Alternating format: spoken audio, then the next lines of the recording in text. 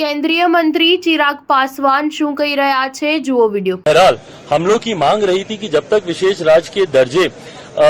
का दर्जा हम लोग को नहीं मिलता, स्पेशल पैकेजेस हम लोग को दिए जाएं। मैं धन्यवाद करूंगा मेरे प्रधानमंत्री आदरणीय नरेंद्र मोदी जी का, मैं धन्यवाद करूंगा हमारी वित्त मंत्री आदरणीय निर्मला सीतारमण जी का कि उन्होंने बिहार को जिस तरीके से स्पेशल पैकेजेस देकर, और मेरे लिए बिहारी होने के नाते खुशी की बात है, और मेरी पार्टी लोक जनशक्ति पार्टी रामविलास ने हमेशा बिहार फर्स्ट बिहारी फर्स्ट के विजन के साथ आगे बढ़ने का काम किया है। इस बजट में बिहार फर्स्ट बिहारी फर्स्ट को भी धरातल पर उतारने के प्रावधान दिए गए हैं। जहां एक तरफ इंफ्रास्ट्रक्चर इसमें मजबूती देने का काम किया गया है, वहां पे ब्रिजेस बना के, वहां पे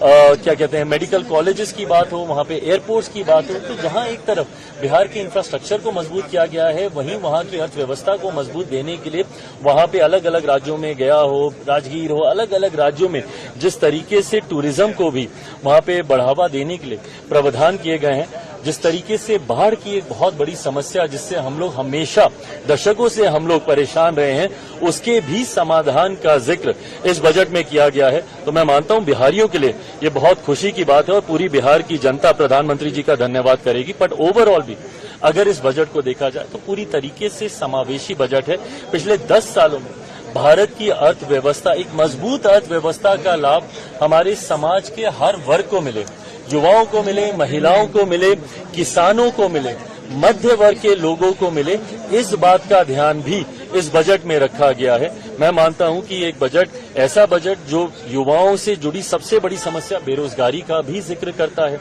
एमएसएमई सेक्टर को जिस तरीके से मजबूती देने की बात की गई है, इसमें एमएसएमई सेक्टर एक रीढ़ की हड्डी है हमारे देश की अर्थव्यवस्था को लेकर। तो मैं मानता हूं कि विकसित भारत के निर्माण में ये एक मजबूत नींव की तरह इस बजट को देखा जा सकता है। आप कह रहे हैं समावेशी बजट है, सारे सांसद जो निकले विपक्ष के वो तो कह रहे हैं आंध्रा बिहार का बजट है, ये सरकार बचाने वाला बजट है। इन लोगों को अगर अपने राज्य में अगर गरीब नहीं दिखते, अपने राज्य में अगर इनको किसान नहीं दिखते, अपने राज्य में इनको मध्य वर्ग के लोग नहीं दिखते, अपने राज्य में इनको महिलाएं नहीं दिखती या युवा नहीं दिखते, तो मैं इनकी सोच के ऊपर कोई टिप्पणी नहीं करूंगा। जब इन हर इस वर्ग का जिक्र किया गया तो इस वर्ग से आने वाले हर व्यक्ति, भले वो किसी भी राज्य में रहता हो, उसकी सुविधा का जिक्र किया गया। जब आम आदमी की आमदनी को बढ़ाने का